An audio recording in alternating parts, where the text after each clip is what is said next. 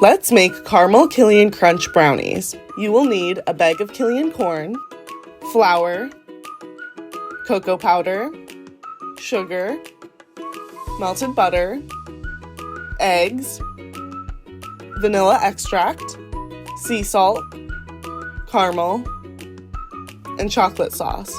Start by mixing the butter with the cocoa powder and sugar. Add in the eggs and vanilla extract before mixing a bit more.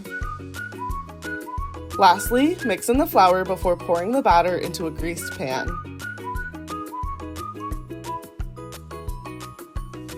Add some caramel drizzle before baking in the oven at 350 degrees Fahrenheit for about 20 minutes.